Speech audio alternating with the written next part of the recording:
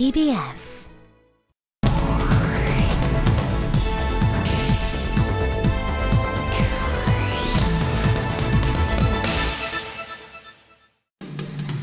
특집으로 준비한 19대 총선 수도권 당선자에게 듣는다. 오늘은 경기도 파주시을 새누리당 황진아 당선자와 함께 여러 가지 이야기 나누도록 하겠습니다.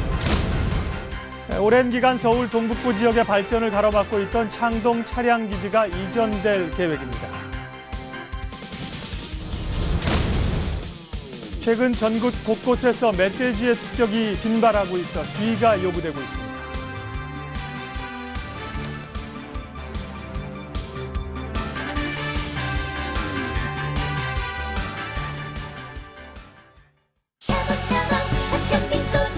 인터넷에 쳐보세요. 박현빈 꽃 배달 마음을 전해줘요. 1577 샤방샤방 3554 샤방샤방 다양한 혜택 배달이 죽여줘요.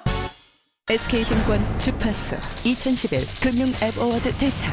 뭐가 다르지? 목표가 도달 즉시 알람으로, 종목 속보 뜨는 즉시 알람으로, 상한 가치는 즉시 알람으로. 역시 대상답다. SK증권 주파수. 시청자 여러분 안녕하십니까? 서울과 수도권의 생활 정보를 시민의 입장에서 전해드리는 예민수의 시시각각입니다. 오늘 첫 순서는 19대 총선 수도권 당선자에게 듣는다. 경기 파주시을 황진아 당선자와 이야기 나누겠습니다.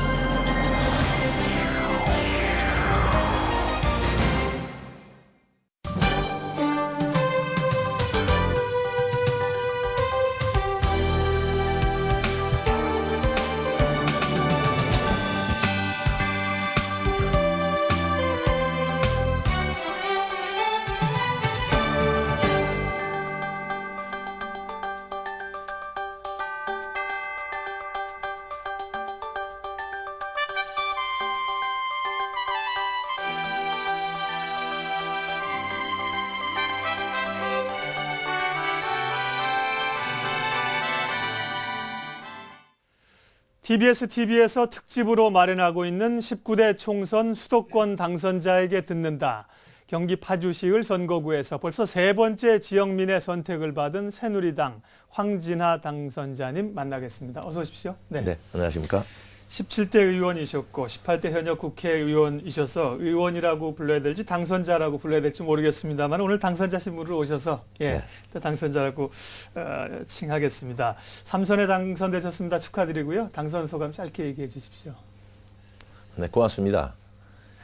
당선 소감이라고 말씀드리면 우선 저를 선택해 주신 파주 시민들에게 진심으로 감사의 말씀부터 드리겠습니다. 이런 감사를 드리면서 또한 제가 책임감을 아주 막중한 책임감을 실감을 하고 있습니다. 어떻게 해서 저를 선택해 주신 파주 시민들에게 확실하게 보답을 해드릴 수 있느냐, 이것에 대한 책임감을 느끼면서 분명한 약속을 드리는 것은 최선의 노력을 통해서 여러분 성원에 보답을 하겠다. 제가 약속한 사항을 꼼꼼히 챙겨서 실천하겠다. 이것으로서 제가 성원에 보답을 드리겠다. 이렇게 말씀드리고 싶습니다. 18대 때 나오셨을 때는 그 당시에 통합민주당 후보와 표차가 굉장히 났습니다. 그 당시는 이제 황 의원님이 59%, 상대편 후보가 28.7% 했는데 이번에는 그때보다는 표차가 줄었죠. 그렇습니다. 그 상대편 후보들이 통합진보당의 김영대 후보, 무소속의 박정 후보가 선거 이틀 전 단일화에 합의하면서 다소 좀 긴장감을 가지셨을 텐데요. 이번 선거는 18대와 비교해서 어떠셨습니까? 18대에 비해서 이번 선거는 파주가 놀라운 속도로 도시화가 되고 있다. 이런 것을 확실하게 느꼈고요. 그러다 보니까 파주 원주민들이든지 이런 분들은 아무래도 계속해서 국회의원을 한 사람에 대한 인지도라든지 또 잘하고 못하고에 대해서 평가를 여러 번 목격하실 수가 있었을 터인데 새로 유입된 인물들은 그런 분들은 아무래도 기존 정치인에 대해서 인지도도 약하고 제가 한 일과 못한 일에 대한 것도 좀 부족하지 않았나 그래서 당에 대한 선택을 더 많이 하지 않았나 이런 생각을 할 수가 있었습니다. 네. 그래서 사실 파주는 도농복합시인데 상당히 빠른 속도로 도시화가 진행이 되고 있다. 그리고 정치하는 사람은 정치하는 사람대로 새로 유입되는 분들이 많기 때문에 정치권에서라든지 또 약속된 사항을 실천하고 있는 것을 네. 어떻게 빠른 속도로 우리 시민들한테 알려드리고 홍보를 해드릴 수가 있겠느냐. 이것이 큰 과제라고 제가 느꼈습니다. 예. 그 상대편에서 또 나오신 단일화를 한 그 박정 후보도 이제 어학원 이 학원 원장 출신이서 젊은 분들에게는 지명도가 있으시지 않습니까? 그래서 뭐 고등학교 기숙사를 설치하겠다. 관내 모든 고등학교에 이런 또 공약도 내놓았다고 했는데요. 황진아 당선자님께서는 또 유권자들에게 특별히 어떤 걸 좀 어필하시고 대안을 좀 마련하셨나요? 저는 저하고 경쟁자의 공약이 무엇이었냐에 따라서 주민들에게 어필할 수 있는 공약을 낸 것이 아니고 예. 저는 분명히 실천할 수 있는 공약을 냈다 이렇게 말씀드리겠습니다.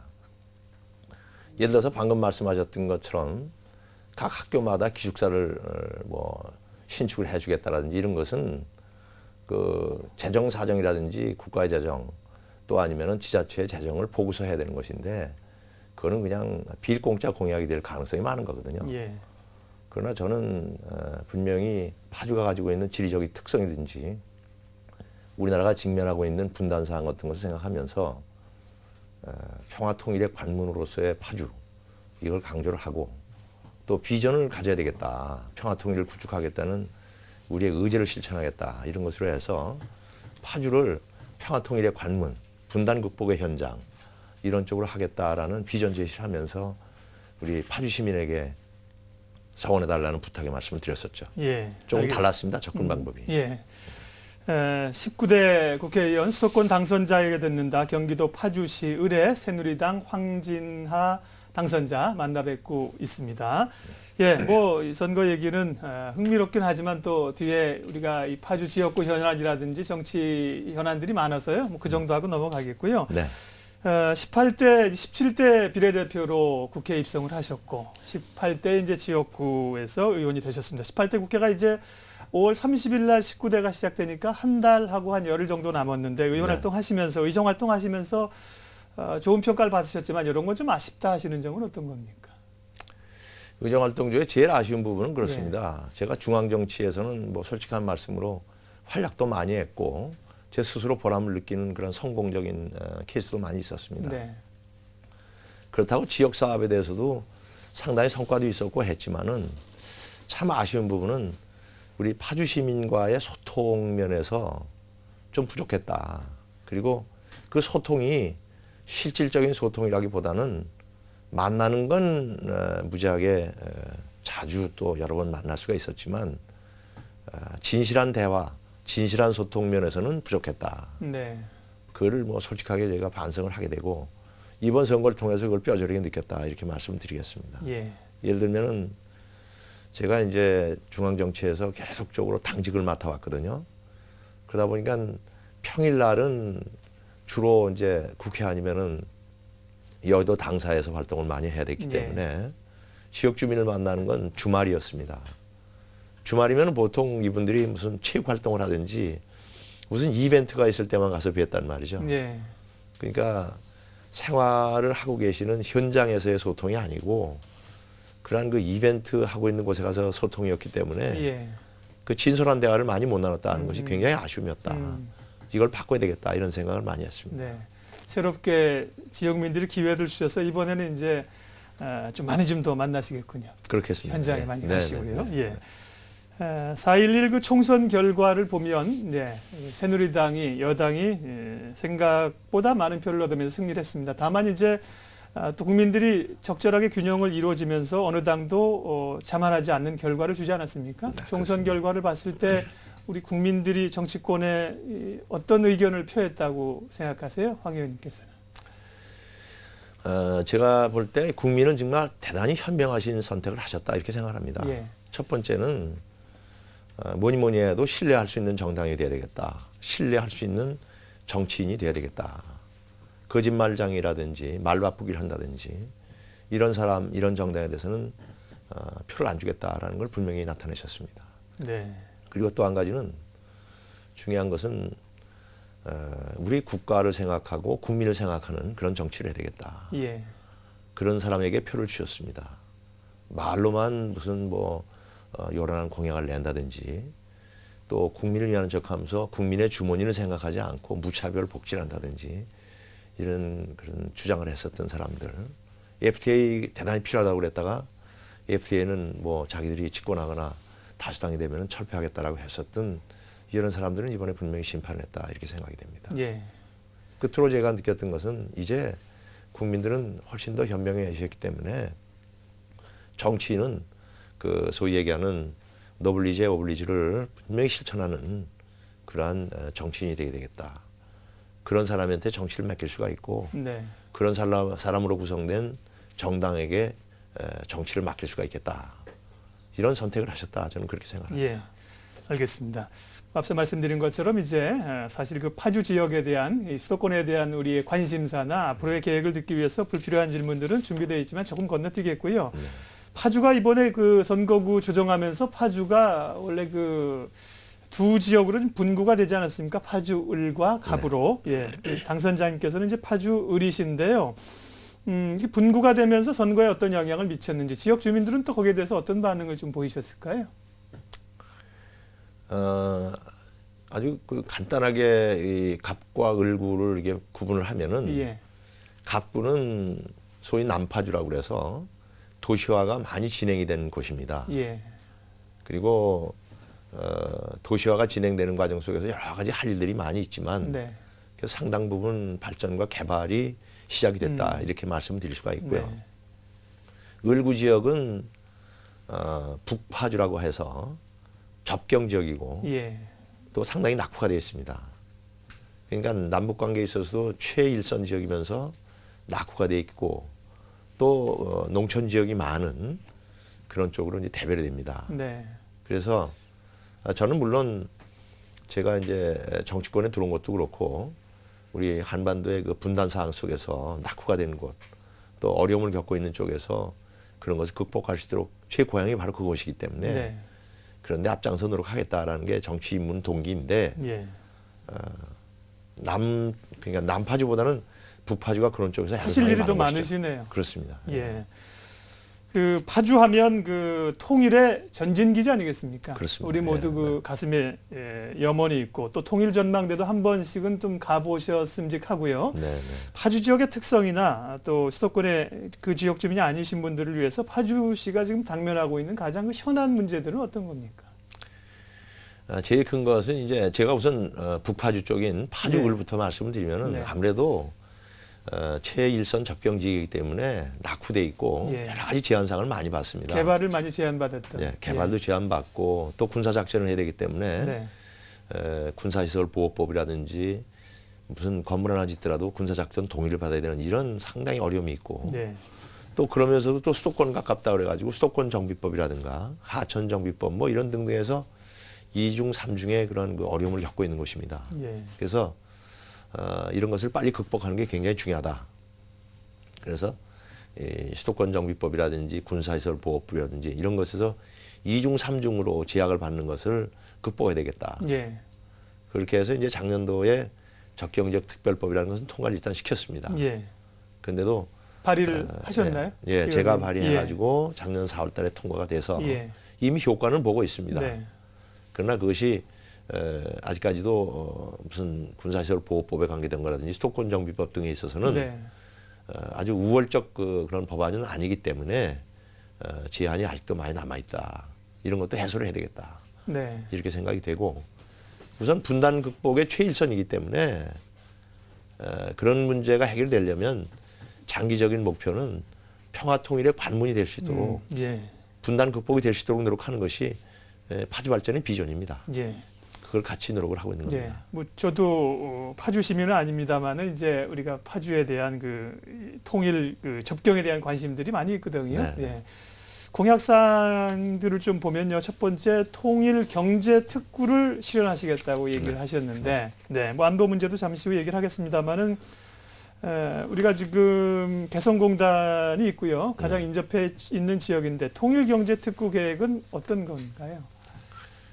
그것은 뭐냐면은 개성공단 가장 가까운 곳에다가 예, 소위 그 통일경제 특구를 만들어서 남북이 교류도 하고 예, 또 우리가 가지고 있는 하이텍이라든지 북한에 비해서 우리가 가지고 있는 우월한 그런 기술 같은 것을 현지에서 가장 북한의 노동력도 굉장히 우수한 노동의 질을 가지고 있기 때문에 교류를 증폭시키고 또 남북 관계를 개선시키는 효과를 같이 가지고 있다. 네, 플러스해서 분단의 현장인 최적경 지역을 빠른 속도로 발전시키는 그런 이중삼중의 그 효과가 있다. 저는 그렇게 생각하는 것입니다. 그래서 통일경제특구법을 제가 발의를 했고 또 여러 의원님들이 발의하신 것을 다 정리를 해서 예, 이제 통과시키기 직전에 있었는데 아쉽게도 18대 국회 때에는 그걸 통과를 못 시켰습니다. 예, 그것은 남북 관계가 아직까지도 이런 어려운 사정이 있는데 괜히 그것부터 만드는 게 무슨 효과가 있겠나 해가지고 그런 그 야당 의원들의 반대가 있었고 예, 하필 또 그 한미 FTA 때문에 여야 간에 상당히 심한 그런 네. 조금 뒤로 현안이 밀렸고, 예. 그렇게 이제 갈등을 했기 때문에 네. 순서가 뒤로 밀려서 18대 기간 동안에는 통과시키기에 물리적으로 좀 어려운 상태가 돼가지고 네. 19대 때 가게 그래서 되면 이제 파주 제가 시민들이 19대 때 그걸 좀 빨리 실현시키시라고. 그걸 네. 제가 발의를 해가지고 통과시키려고 그렇게 계획하고 네. 있습니다. 그리고 또 이 파주 발전을 위해서 4통8달 교통망을 구축하겠다고 하셨는데 특별히 그 파주 지역이 지금 교통이 좀 다 지역에 비해서 조금 낙후되어 있습니까? 어렵습니까? 그렇습니다. 예. 지금 뭐 저 파주 시민이 아닌 분들은 실감을 잘 못하실지 모릅니다. 예. 왜냐하면 자유로를 통해서 임진각까지 금방 갈 수가 있고 길 좋다고 느끼거든요. 네네. 그다음에 제2자료가 생겼기 때문에 예. 새로 생긴 교화 운정 신도시까지는 빨리빨리 갈 수가 있는데 네. 파주에서 특히 동파주 동쪽에 있는 파주는 아주 낙후가 되어 있습니다. 예. 뭐 6.25 전쟁 직후 사정보다 나아질 게 별로 없습니다. 그래서 동파주의 발전이든지 북파주하고 남파주의 이게 균등한 발전을 위해서는 네. 특히 그 동쪽을 관통하는 56번 도로라는 것이 있습니다. 네. 봉일천에서 광탄을 경해 가지고 법원리 그리고 양주 쪽으로 빠지는 도로가 있거든요. 네. 그 도로가 빨리 개통이 돼야 됩니다. 그리고 또 덕양에서 광탄을 거쳐 가지고 파주와 화석정을 연결하는 18번 도로가 있습니다. 예. 이게 이제 동파주를 발전시키는 아주 동맥이 될 겁니다. 그리고 작년도에 이제 서울 문산 간 민자 고속도로를 이제 확정을 지었기 때문에 예. 내년 초에 이제 착공이 될 겁니다. 그렇게 되면 옛날 통일로가 이미 무슨 속도 개념에 있어서는 너무 정체가 되기 때문에 예. 그게 교통체증을 해소를 못합니다. 그래가지고 서울 문산 간 고속도로가 이제 개통이 되게 되면 동파주가 이제 발전될 수 있는 동맥으로서 가속화시키는 효과를 가져올 겁니다. 예. 그 이번에 56번 도로는 우선 가장 그 체증이 심한 그 봉일천에서부터 광탄까지는 금년 말까지는 됩니다. 예. 그리고 내년 후년 이렇게 해서 이제 법원후까지 이제 통과가 되고 개통이 되면 예. 이제 발전 속도가 좀 그래도 빨리 알겠습니다. 나아질 걸로 보여집니다. 죄송하지만 여쭤볼 게 많아가지고요. 네, 그리고 네, 이제 지역을 대표하시는 의원이시기도 하지만 국회의원은 사실 또 국민을 대표하는 분들 아니겠습니까? 그렇습니다. 그래서 지역 현안이 아닌 그 공약사항 가운데는 공교육을 정상화하겠다는 그게 있었고요. 네. 특별히 또 노인, 여성, 장애인 함께하는 복지를 실현하시겠다고 했는데 19대 의회에서 그쪽 활동은 어떻게 하실 건지 짧게 좀 듣겠습니다. 제가 이제 주 전공 분야는 외교, 통일, 통상, 네. 국방 등 안보 분야 쪽을 많이 했습니다. 예.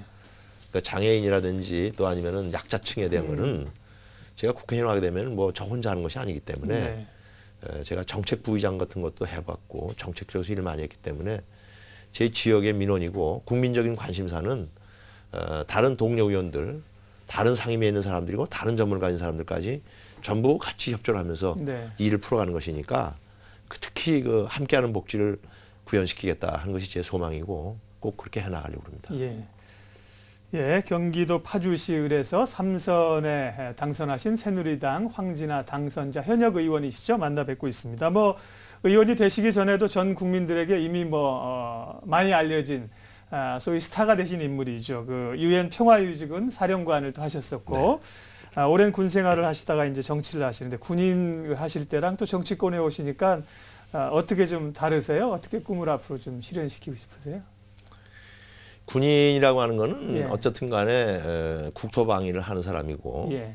전쟁을 예방하는 것이 제일 주 목적이고 만일에 예. 전쟁이 터지면 그걸 격퇴시켜서 예. 승리를 이끄는 것이기 때문에 이 구성원들을 결집을 시켜가지고 최고의 전투력을 발휘하고 사기를 높이는 것이 가장 중요한 임무입니다. 예. 근데 정치라는 것은 구석구석의 가려움을 다 이렇게 수렴을 해서 해결하는 것도 있지만 또 그분들이 생각 못하고 있는 비전 같은 것도 만들어서 그 목표를 향해서 나가는 이 두 가지를 같이 추구를 해야 됩니다. 예. 그러니까 군인 생활하는 것하고 상통하는 것도 있지만 예. 정치인하기가 훨씬 더 힘들죠. 구석구석의 그 어려움을 다 찾아가지고 그 서로 상이한 것들도 같이 해결해야 되니까. 어쨌든 두 가지가 좀 상이한 것도 있고 정치하는 것이 좀 어렵긴 어렵지만 네. 성실하게 그 소통을 하면서 그 문제의 해법을 같이 논의하면 찾아집니다.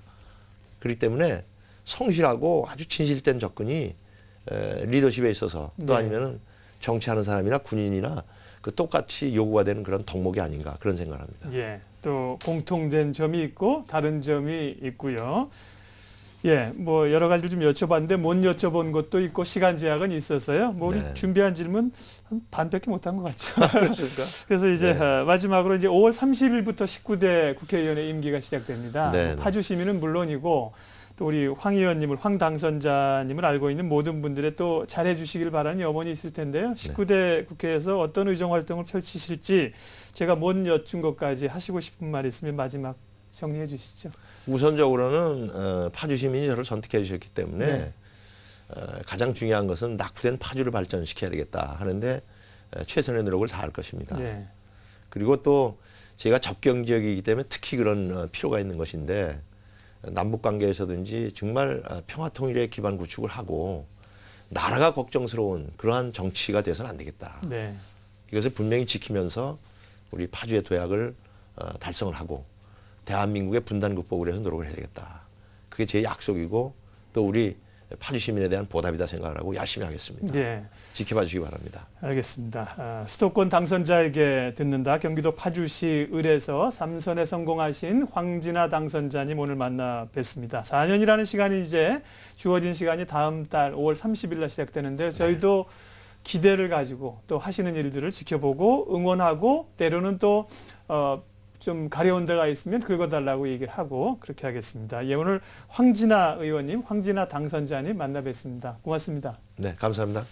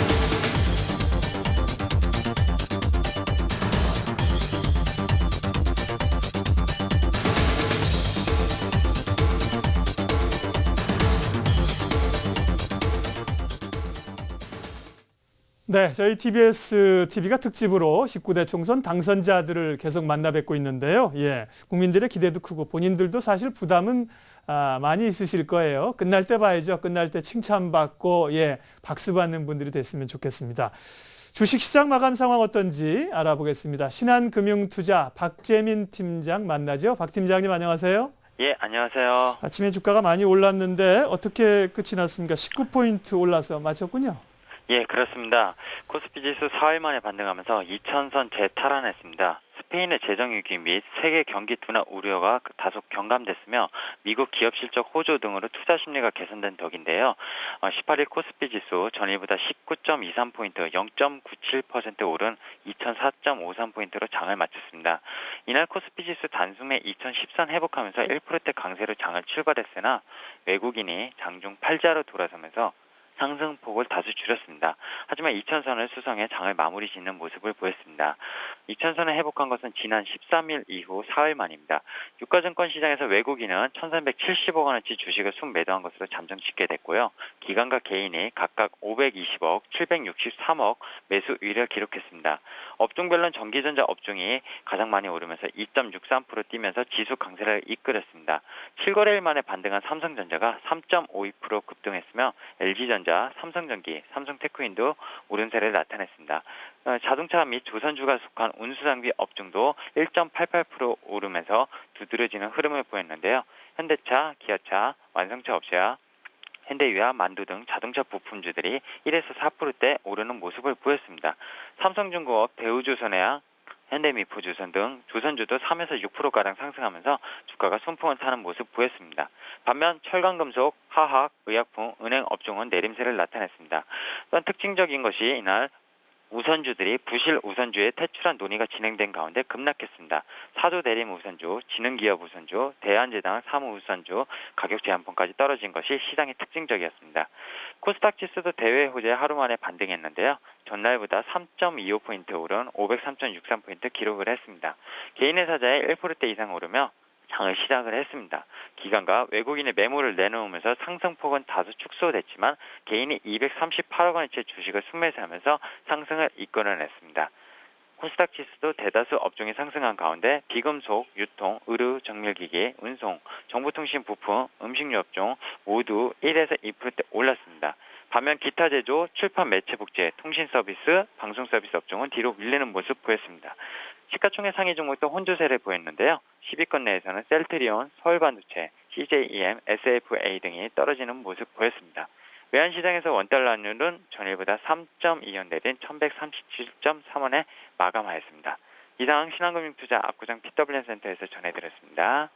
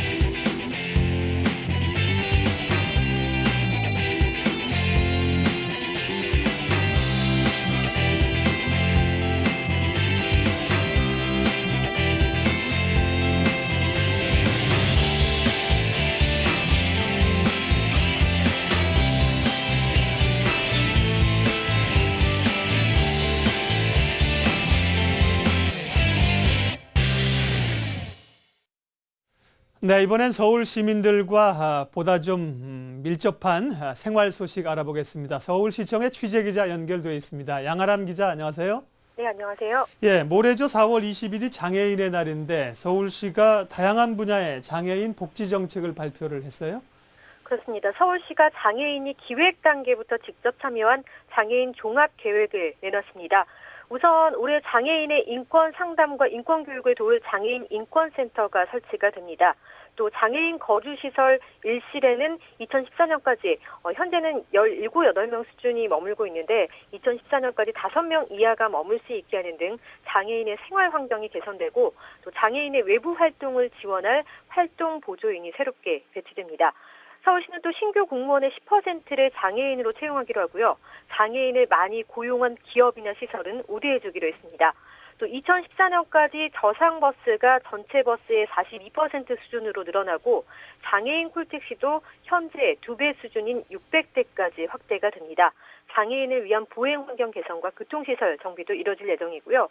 이번 종합계획에는 이 밖에도 장애인의 자립 지원과 교육 문화 활동 참여를 확대하는 내용, 또 장애인의 가족까지 지원하는 내용 등이 포함됐습니다. 예. 그리고요, 서울시내 정비사업 조합장의 임기를 법률로 정하는 방안을 서울시가 추진한다는 건데 일반 시민들은 조금 이해가 안 되는 거리가 있는 얘기인데 설명 좀 해주세요. 네, 서울시가 주택정비사업 조합장의 임기를 3년 이내로 제한하는 방안을 추진하는데요. 현재는 최고 종신제까지도 운영하고 있습니다. 또 3년 이내로 제한하는 것과 동시에 연임은 재신임을 통해서만 할 수 있도록 법률 개정을 추진하기로 하고 국토해양부에 이런 방안을 건의할 계획입니다.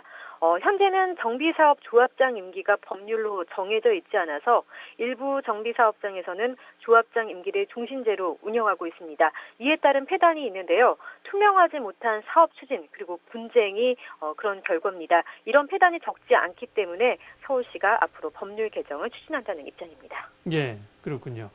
그리고 오늘부터 서울시 의회 임시회가 시작이 된다고 하는데요. 뭐 어떤 현안들이 있을까요?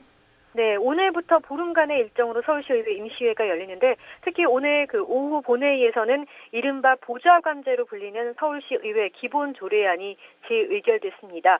재적의원 112명 중에서 85명이 투표를 해서 78명이 찬성을 했고 또 반대가 2명, 5명이 기권해서 원안대로 확정이 됐는데 이 조례안은 시의원이 유급으로 보좌관을 둘 수 있도록 하는 내용 그리고 또 시장이 산하기관장을 임명한 후에 인사검증서를 시의회에 제출하도록 하는 내용 등이 담겨 있습니다. 앞서 시의회가 지난 2월에도 이 조례안을 의결하자 행정안전부는 근거 법령이 없다. 그래서 위법하다면서 반대 의사를 명확히 했고 서울시도 시의회에 제의를 요구했는데 오늘 다시 원안대로 재가결이 됐습니다. 예, 다시 재가결이 돼서 또 좀 갈등들이 있을 수가 있겠네요. 예, 서울시 소식 서울시청 양아람 기자와 함께 들었습니다. 고맙습니다. 네, 고맙습니다.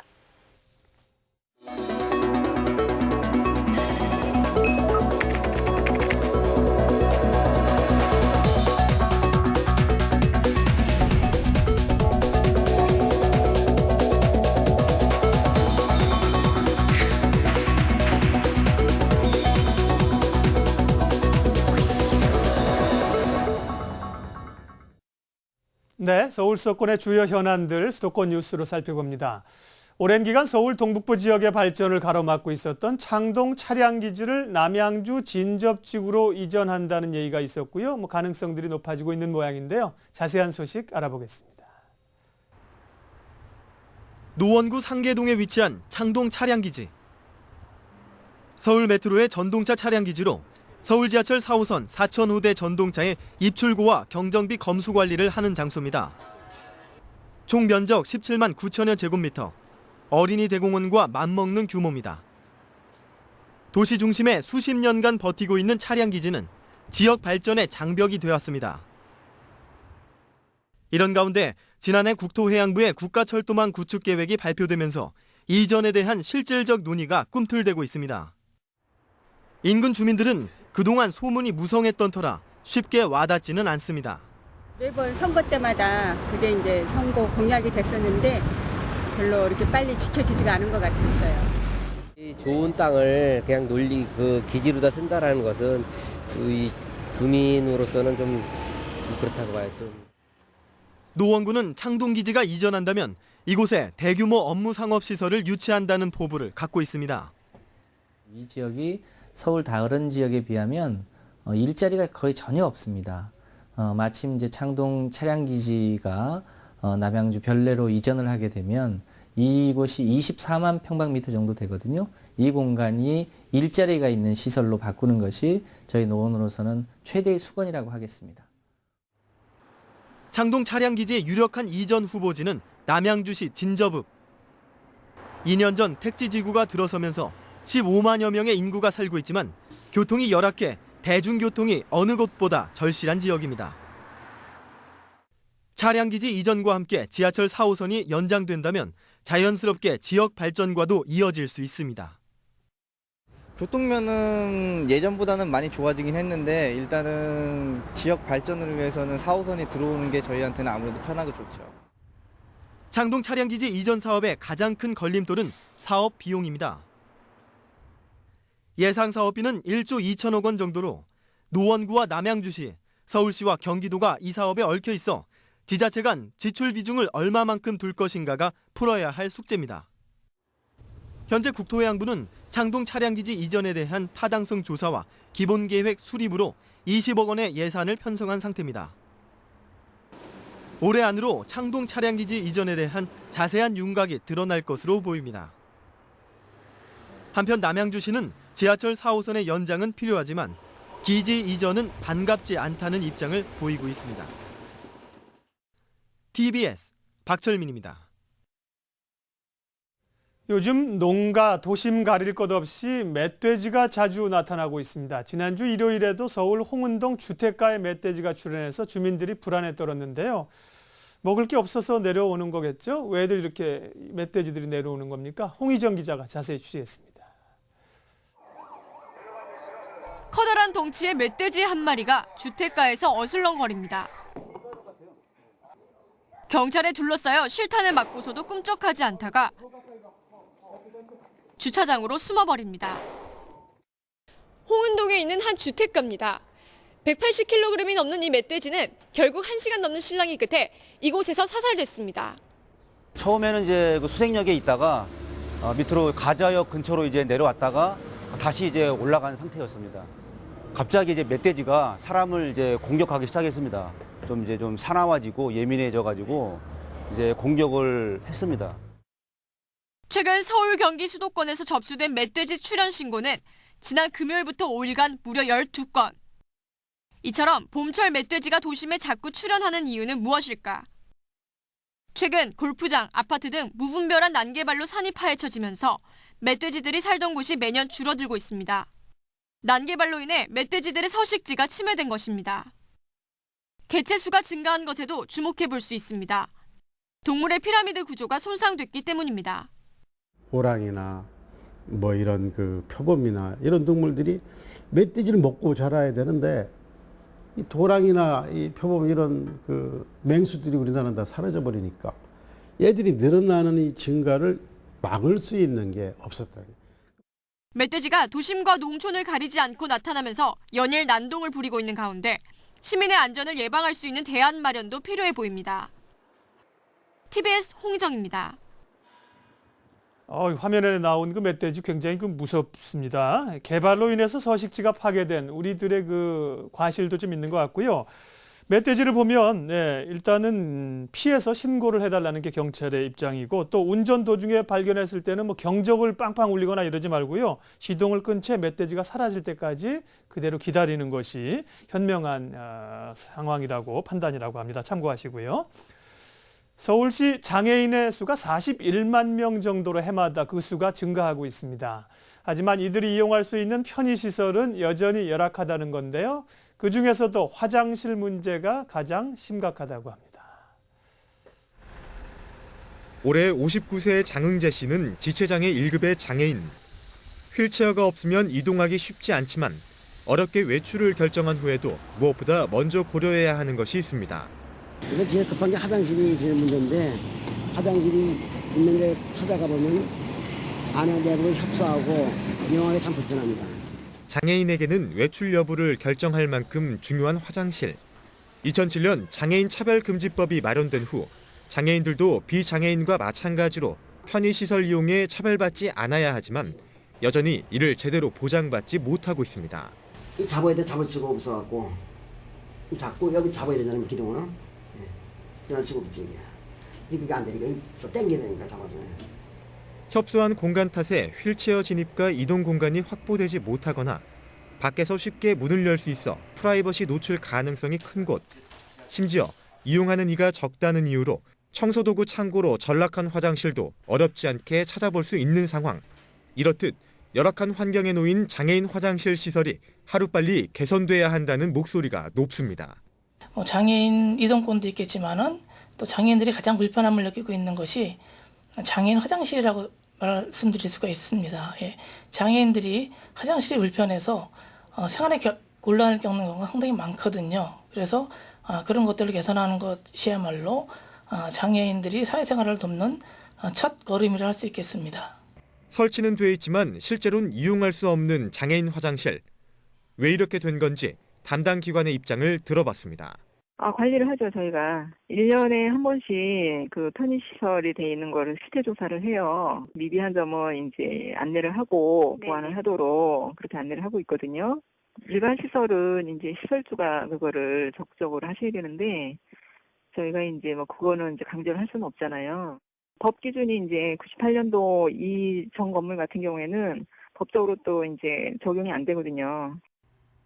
장애인 화장실의 환경 개선을 위해서는 장애인만의 화장실이 아닌 사회적 약자 모두를 배려한 화장실을 활성화시켜야 한다고 전문가들은 말합니다. 장애인들의 사용이 적다는 이유로 그 화장실이 청소 도구실이나 비품실로 사용을 하고 있어요. 그래서 우리가 대안으로 내놓은 게 장애인도 노약자도 임산부도 함께 사용하는 가족 화장실이라는 이름으로 효율적인 사용을 위한 그런 대안책을 제시하고 있지요. 이곳은 작년 5월부터 도입된 가족 화장실. 장애인은 물론 가족이라면 누구나 함께 이용할 수 있어 이곳을 처음 접한 시민들의 인식은 조금 달라졌습니다. 장애인 화장실 때보다 거부감도 많이 들지 않고 항상 비어있는 모습만 봤었는데 장애인뿐만 아니라 많은 사람들이 함께 사용하고 있어서 굉장히 좋은 것 같습니다. 소수가 이용하는 탓에 관리 사각지대에 놓인 장애인 편의시설. 시설 개선은 물론 조금 다른 차이가 차별이 되지 않는다는 시민들의 의식 변화가 필요해 보입니다. TBS 리포트입니다.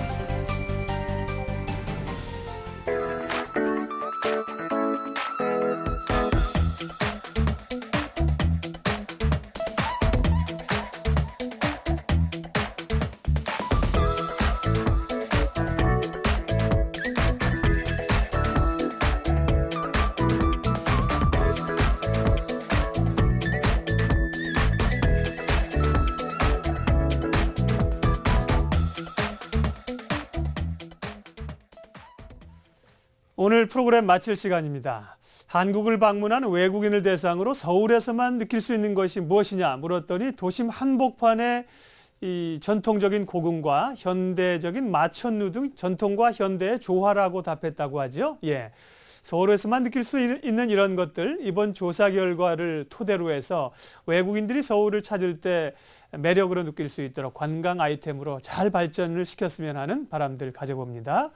예민수의 시시각각 오늘 순서 여기까지입니다. 함께해 주신 여러분 고맙습니다.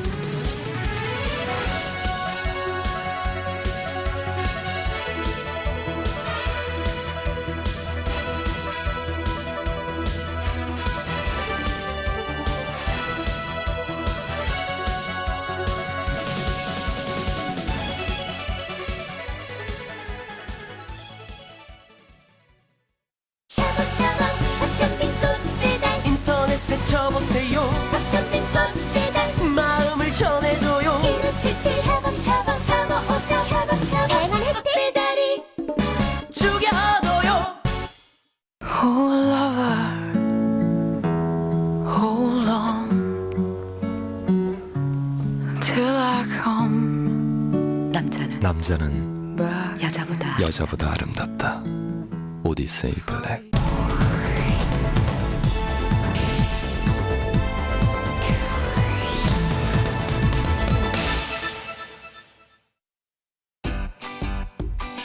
Next.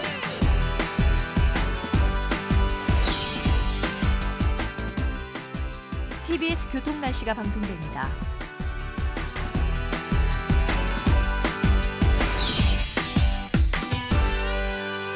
TBS. 언니야, 끝이다. 다 끝난단다. 뭐? 지상파 아날로그 방송이 끝난다고. 2012년 12월 31일 새벽 4시부터는 TV가 아예 안 나온다 카네. 그래서 내가 결심했다. 적금을 확 깨가지고 제대로 된 디지털 TV 하나 살란다. 이거 달아도 잘 나오는데? 이게 뭔데? 디지털 컨버터. 디지털 컨버터? 디지털 TV를 사거나 아날로그 TV에 디지털 컨버터만 달면 디지털 방송을 무료로 볼 수 있어. 야!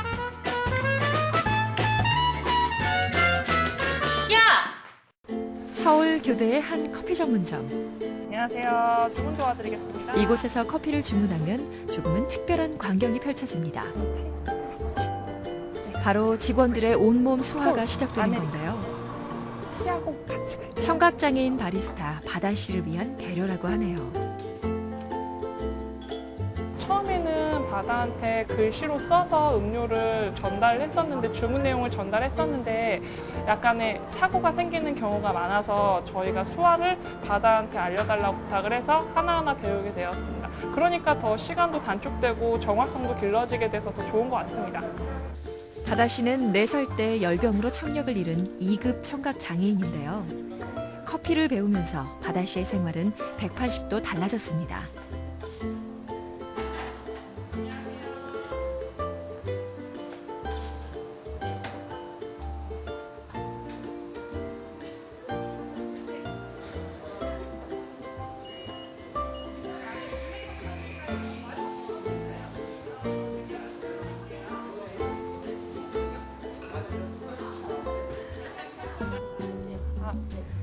무엇보다 즐거운 건 수화로 함께 대화하는 동료들이 생겼다는 점입니다.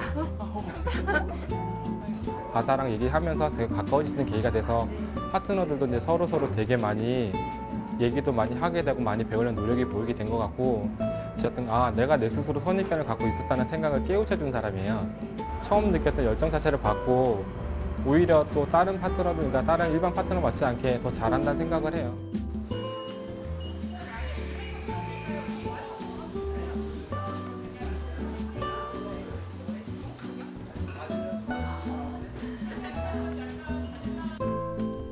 직원들도 바다 씨를 만나면서 더 큰 세상을 알게 됐습니다. TBS 무지개 캠페인 7가지 색깔이 모여 무지개를 만듭니다.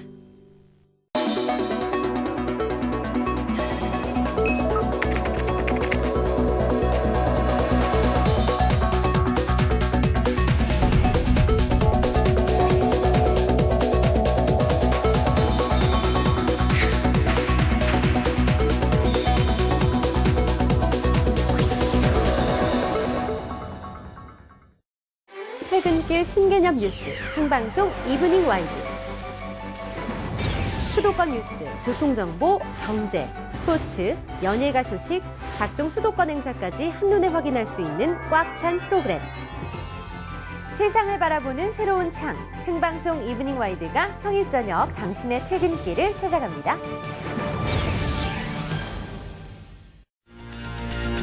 급속도로 발달하는 산업과 증가하는 전 세계의 인구. 그로 인해 생겨나는 지구의 많은 변화들. Klimaschutz ist nicht notwendig, es ist nicht relevant oder andere sagen, ich kann ja eh nichts machen. 지구 환경, 이대로 지켜보기만 하면 되는 것인가?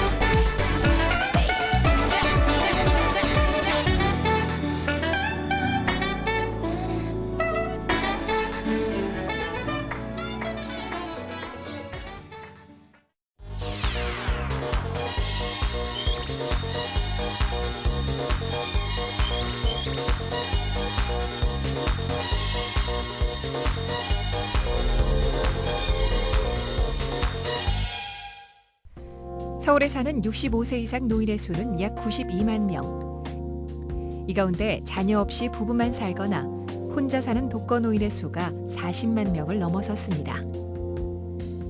지난 2000년과 비교해보면 10년 새 2배가 넘게 증가한 셈입니다. 그렇다면 어르신들은 생계를 어떻게 꾸려나가고 있을까요?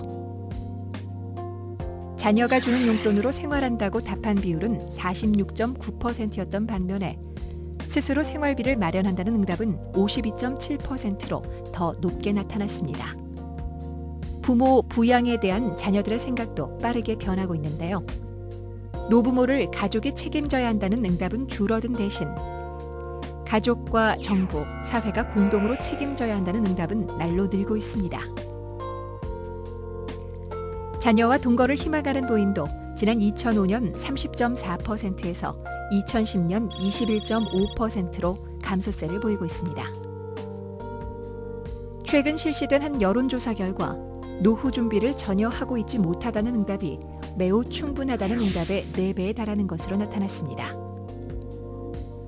성큼 다가온 100세 시대, 이제 우리가 함께할 시대입니다. 짜장면.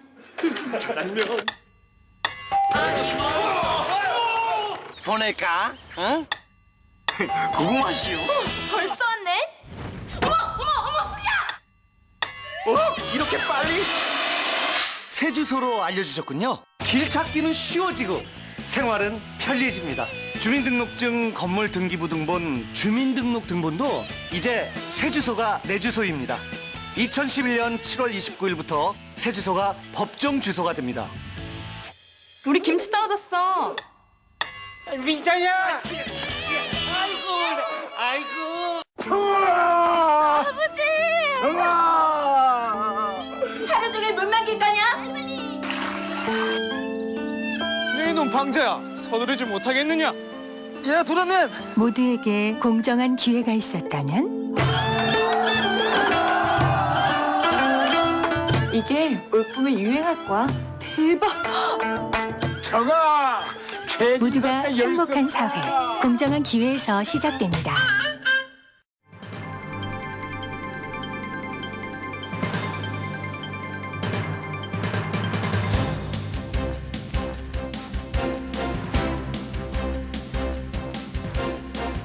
TBS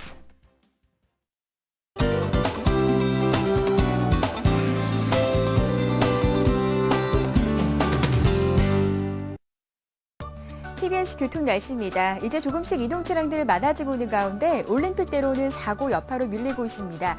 공항 쪽으로 동호대교 부근 2차로에 추돌 사고가 났는데요. 사고 여파로 뒤로 많이 밀리고 있습니다. 올림픽대로부터 자세하게 알아보죠. 공항 쪽으로 사고가 났습니다. 동호대교 부근 2차로를 막고 지금 사고 처리 작업을 하고 있기 때문에 뒤로 많이 밀리고 있는 상태인데요. 영동대교부터 속도가 내려갑니다. 영동대교부터 동호대교 부근까지 이렇게 공항 쪽으로 이동하기가 어려운데 반포대교까지로도 속도 내기가 어렵습니다. 반대 잠실 쪽으로는 한남대교부터 밀려서 동호대교 부근까지 이동하기가 많이 어렵습니다. 강변북로 구리 쪽으로 마포대교부터 밀립니다. 원효대교 지나서 동작대교 부근까지 이렇게 정체가 되고 있고요. 동작대교 이후로 구리 쪽 가기는 괜찮겠습니다. 일산 쪽으로는 현재 한남대교 지나기는 괜찮은데 한남대교 지나서 반포대교 부근으로 정체고요. 이후로 다시 원효대교부터 양화대교까지 어렵습니다. 강서쪽으로 이렇게 여의도권 통과하기가 더 어려운 상황입니다. 올림픽대로가 여의도권 통과하기는 더 수월하다는 거 참고하시기 바랍니다. 내부산로는 대체로 수월한 진행 보이고 있는데요. 성수동 쪽으로나 성산대교 쪽 막힘없이 이동하실 수 있겠습니다.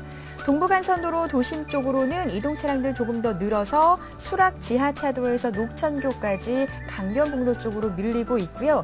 이후로는 군자교 부근과 성동교 부근 큰 어려움은 없겠는데 성동교에서 강변북로 진입하는데 서행 정도 감안하시면 되겠습니다. 서부간선도로는 도심 쪽으로 정체가 아주 심했는데요. 이제 조금씩 속도 회복이 되고 있는데 다시금 교통량이 늘어나고 있습니다. 고척교 부근 서행하고 있고 이후로 신정 행정교에서 목동교까지 속도 내기가 어렵고요. 반대 안양이나 시흥 쪽으로 나가는 길은 양평교에서 오목교까지로만 어렵습니다.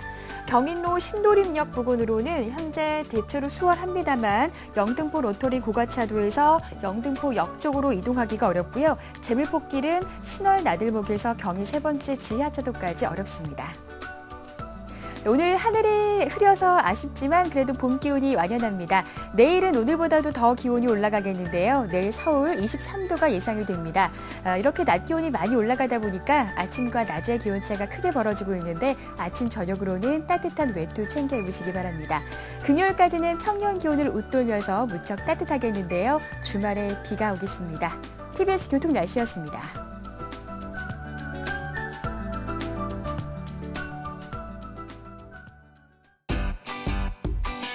Next.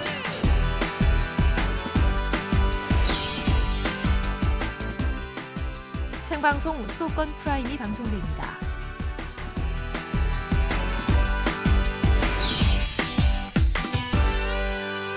TBS. 퇴근길 신개념 뉴스 생방송 이브닝 와이드. 수도권 뉴스, 교통정보, 경제, 스포츠, 연예가 소식, 각종 수도권 행사까지 한눈에 확인할 수 있는 꽉 찬 프로그램. 세상을 바라보는 새로운 창, 생방송 이브닝 와이드가 평일 저녁 당신의 퇴근길을 찾아갑니다.